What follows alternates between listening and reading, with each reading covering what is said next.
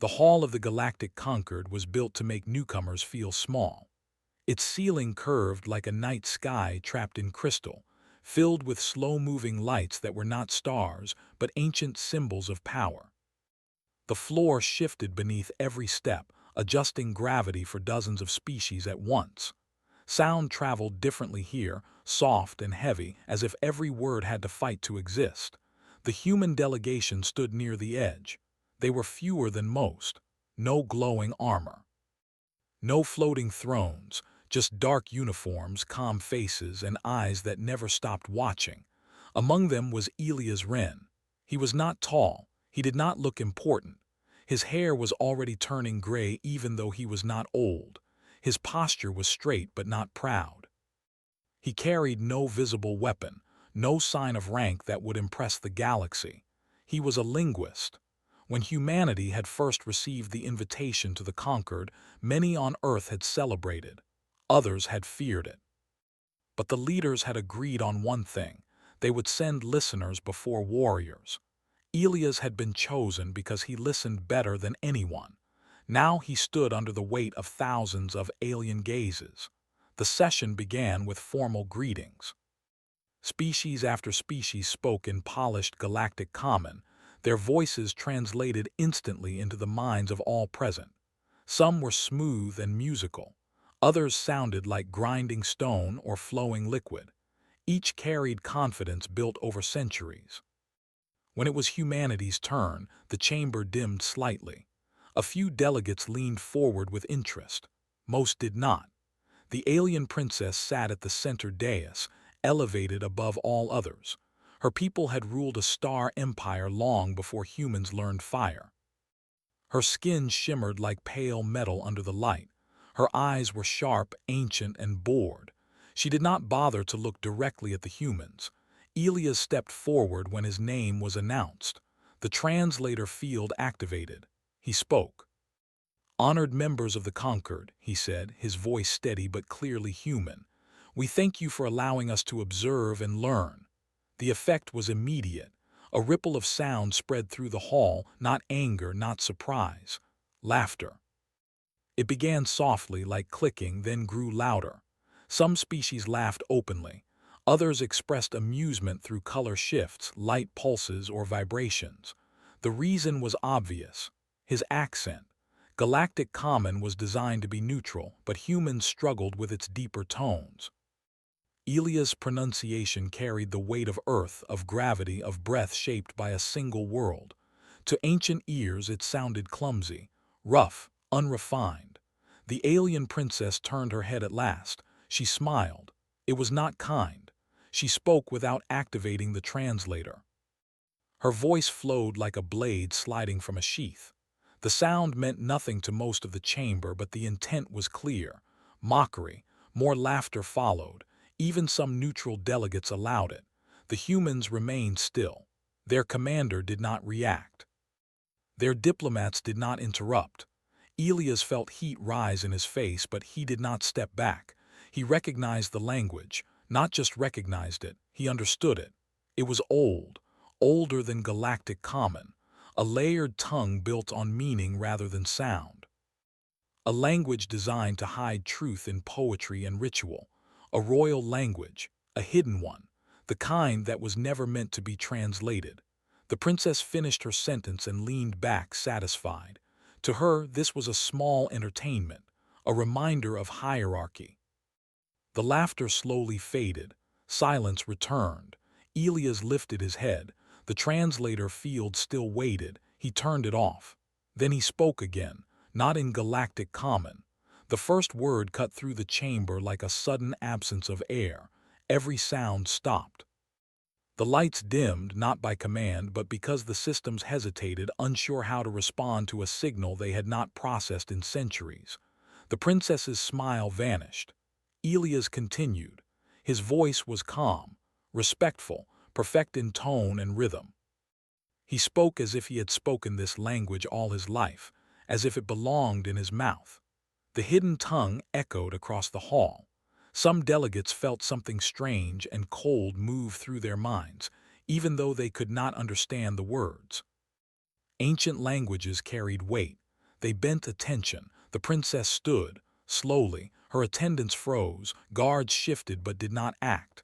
The conquered elders leaned forward in disbelief. That language was not recorded in public archives. It was not taught, it was inherited. And yet this human spoke it with the care of someone who knew its dangers. Elia's ended with a phrase meant only for royal blood, a phrase used in private ceremonies, never in open halls. The meaning was simple: I acknowledge your true name. The princess's eyes widened just slightly. For the first time since humanity entered the galaxy, fear touched her expression. She descended from her throne, step by measured step, until she stood only a short distance from Elia's. She was taller than him, stronger, surrounded by power, but she did not speak. Elias bowed his head, not low, not submissive, correct. When she finally spoke, she used galactic common. How do you know that tongue? The question was not a demand. It was a shock. Elias met her gaze. Because humanity listens. The hall erupted, not in laughter this time, but in noise. Voices overlapped. Demands were shouted. Some delegates accused the humans of espionage. Others demanded explanation. A few looked at the humans with something new: concern. The conquered attempted to restore order. The princess raised one hand. Silence returned instantly. She looked at Elias again, studying him as if seeing him for the first time. That language, she said, was sealed before your species left its cradle. Yes, Elias replied, but language leaves traces, in ruins, in stars, in the way old machines still hum. He did not explain further. He did not need to. The princess turned away from him and faced the assembly. The session is adjourned, she announced. Protests rose immediately, but she did not listen. Her decision was absolute. As the hall began to clear, Elias felt the weight of thousands of eyes on his back. The human delegation regrouped around him, silent but alert. As they moved toward the exit, the princess spoke again, quietly.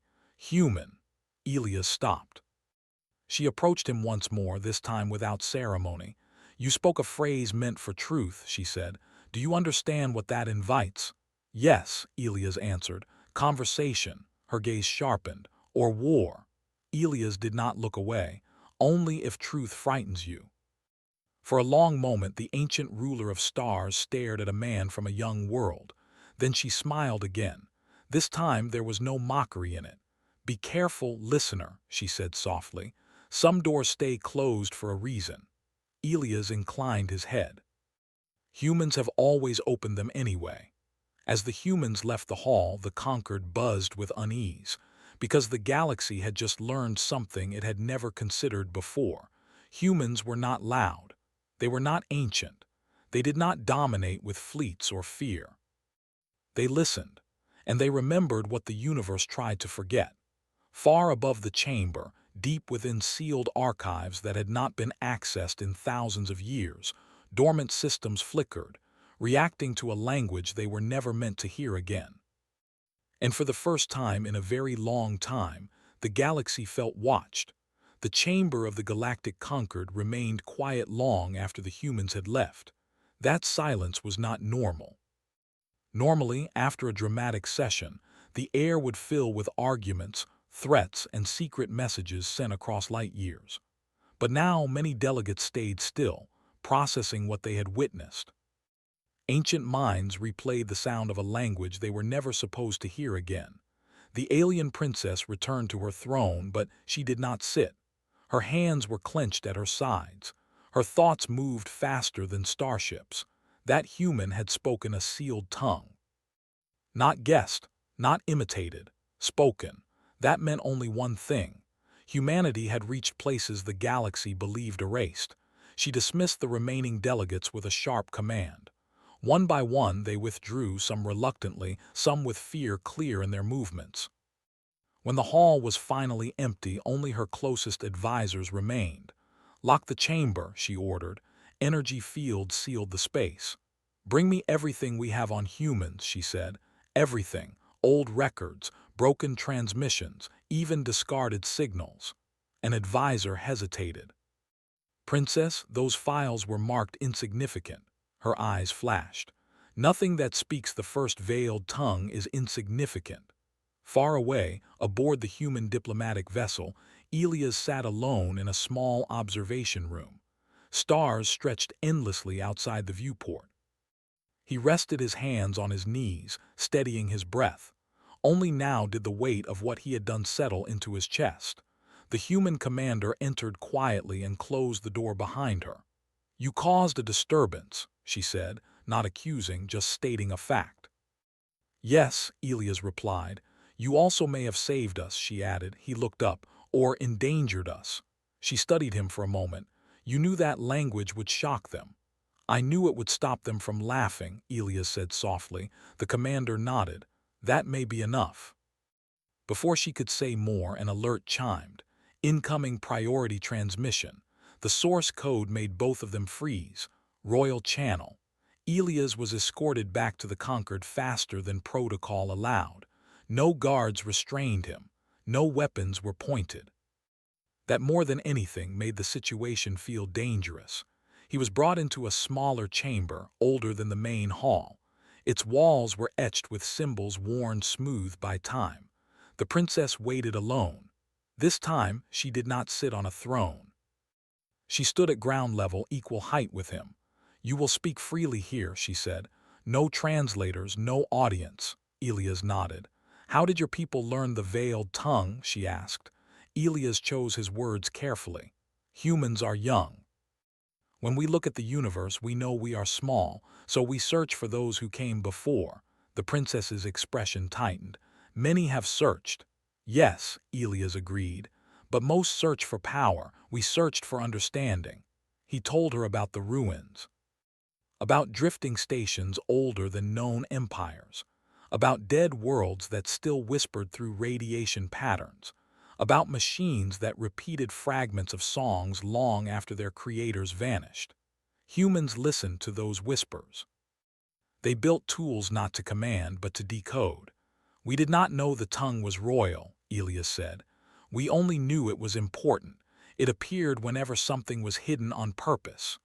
The princess turned away, her fingers brushing the ancient symbols on the wall. "That language was created to protect us," she said quietly, "to separate rulers from subjects, truth from appearance." She looked back at him. "If humans can speak it, then our oldest protections mean nothing." Elias did not deny it. "That frightens the conquered," she continued. "And frightened empires do foolish things." "I know," Elias said. "That is why I spoke." Silence stretched between them. Finally she asked, "What do humans want?" It was the simplest question, and the most dangerous. Elias answered honestly, "To survive, to learn. To not be erased before we understand what we are part of." The princess studied his face, searching for deception. She found none. She exhaled slowly. "Then listen carefully, human," she said. "There are factions within the conquered who will demand your silence. Some will demand your destruction." Elias nodded. "That is expected." "But others," she said, "will see opportunity." She stepped closer. "You have shown the galaxy that humans hold keys to doors long sealed. That makes you valuable." "Or targets," Elias said. "Both," she agreed. She turned and activated a hidden panel. The wall shimmered, revealing a vast archive chamber beyond. Shelves of light. Streams of data older than many civilizations. "These records have not been opened since before my species unified its stars," she said. "They contain languages, histories, failures." She looked back at him. "I will grant humanity observer access." Elias' breath caught. "That decision will shake the conquered," she added. "But I would rather stand with those who understand truth than rule over lies." "You trust us?" Elias asked. "No," she said simply, "but I respect you." That was more than most empires ever received. As Elias stepped into the archive chamber, he felt the weight of countless forgotten voices press against his mind. Human researchers would spend generations here. Knowledge the galaxy had buried was about to be remembered. News spread quickly, too quickly. Within cycles, protests erupted in distant systems. Some species closed their borders to human ships. Others rushed to open communication, desperate to learn what humans knew. A few began preparing weapons. On Earth, reactions were divided between awe and fear. Humanity had not fired a single shot, yet the balance of power had shifted, all because they listened. Elias became a symbol, though he never wanted to be one. To some, he was a hero. To others, a threat. To the galaxy, he was proof that humans were not as simple as they appeared. The princess watched it all from her throne, her thoughts heavy. She had ruled for centuries. She had seen wars begin over less. One night cycle she summoned Elias again. "You have changed the future," she said. "Do you regret it?" Elias considered the question. "No, but I am aware of the cost." She nodded. "Good. Those who understand cost are less likely to waste power." She paused. "There is something else you should know." She spoke a single word in the veiled tongue. Elias stiffened. "That word," she said, "was removed from all records. It refers to a species believed extinct." Elias swallowed. "We have heard echoes of them." Her eyes narrowed. "Then humanity's listening has gone deeper than I feared." "They are not gone," Elias said carefully. "They left messages, warnings." "About what?" "About cycles," Elias replied. "Empires rising. Languages hiding truth. Civilizations forgetting why they began." The princess closed her eyes. "Then perhaps," she said slowly, "your kind arrived at the right moment." She opened her eyes and looked at him with something close to resolve. "The conquered will not remain as it is," she said, "and when it breaks, those who only know how to rule will fall." Elias met her gaze. "Humans do not rule well," he said, "but we adapt." A rare, genuine smile touched her face. "That," she said, "may be exactly what the galaxy needs." Far beyond the conquered, ancient systems awakened fully now, responding to signals humanity had begun to send, not commands but questions. And somewhere in the dark between stars, something old listened back, not with fear, but with recognition, because humanity had done what no empire ever truly had. They had heard the universe speak, and they had answered.